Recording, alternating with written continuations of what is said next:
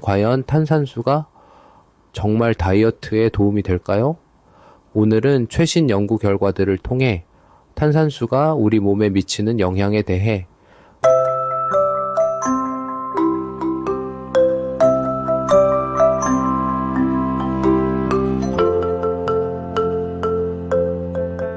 탄산수의 두 얼굴, 체중 감량에 도움될까?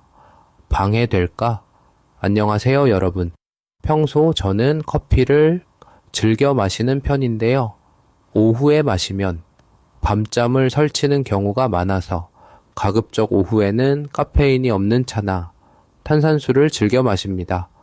식사 후에 탄산수를 마시면 소화도 잘 되는 것 같고 무엇보다 칼로리가 없어서 늦은 시간에 마셔도 체중 증가에 대한 걱정 없이 즐길 수 있어서 좋더라고요.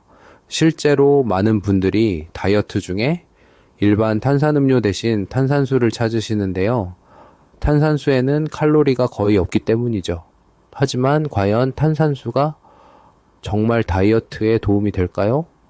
오늘은 최신 연구 결과들을 통해 탄산수가 우리 몸에 미치는 영향에 대해 자세히 알아보도록 하겠습니다. 영상을 시작하기 전에 오늘의 영상이 궁금하고 기대되신다면 구독과 좋아요, 알림 설정도 함께 해주시면 감사하겠습니다. 충격적인 연구 결과부터 살펴볼까요? 2017년 팔레스타인 비르자이트 대학의 연구진들이 재밌는 실험을 진행했습니다.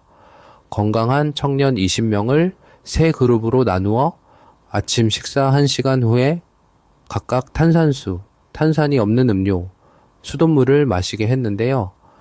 그리고 혈중 그렐린 수치를 측정했습니다. 그렐린은 식욕 조절 호르몬으로 배고픔 호르몬이라고 불리기도 하는데요. 놀랍게도 탄산수를 마신 그룹의 그렐린 수치가 탄산이 없는 음료를 마신 그룹보다 3배, 수돗물을 마신 그룹보다는 무려 6배나 높게 나타났습니다. 연구진들은 탄산이 위장의 압력을 높여 그렐린 분비를 촉진시킨 것이라고 설명했습니다. 즉, 탄산수를 마시면 오히려 더 배가 고파질 수 있다는 거죠. 그런데 최근 BMJ 뉴트리션, 프리벤션 앤 헬스 저널에 흥미로운 연구가 발표되었습니다. 이 연구는 탄산수가 우리 몸의 포도당 대사에 긍정적인 영향을 미칠 수 있다는 사실을 발견했는데요. 우리가 탄산수를 마시면 어떤 일이 일어날까요?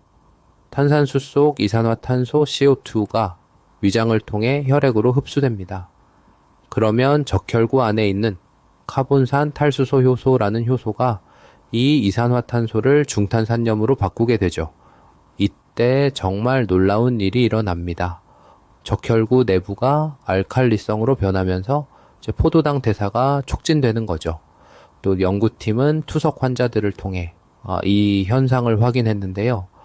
투석 환자들의 혈당을 측정해 보니 혈액이 투석기에 들어가기 전에는 이제 118.3dl 당 밀리그램이었던 혈당이 투석기를 통과한 후에는 98.6dl 당 밀리그램으로 낮아졌습니다.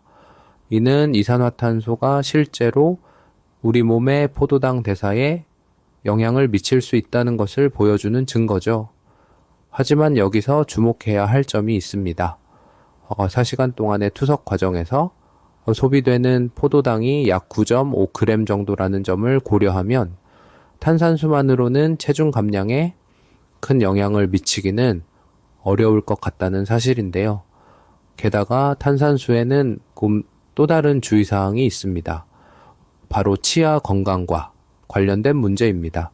연세대 예방치과학교실의 연구에 따르면 국내 탄산수 제품들의 산도는 pH 3에서 5 수준이라고 합니다.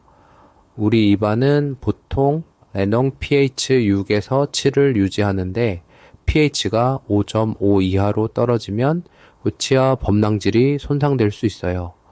영국 버밍엄 치과대학에서는 실제로 치아를 탄산수에 30분간 담갔을 때 범랑질이 부식되는 것을 확인했습니다. 특히 향을 내기 위해 시트르산이 첨가된 탄산수는 치아 부식이 더 심각할 수 있다고 하네요. 여기서 또 하나 중요한 주의사항이 있습니다.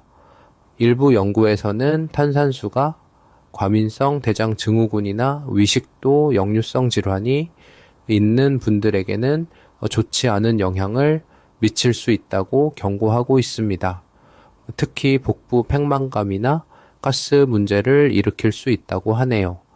평소 소화기 질환이 있으신 분들은 탄산수 섭취에 더욱 신중하실 필요가 있습니다. 불편한 증상이 나타난다면 탄산수 대신 일반 물을 마시는 것이 좋겠죠. 그렇다면 우리는 탄산수를 어떻게 마시면 좋을까요? 여기 몇 가지 팁을 드리겠습니다. 첫째, 식사 중에는 되도록 탄산수를 마시지 않기, 그렐린 호르몬 분비를 자극할 수 있어 더 먹게 됩니다.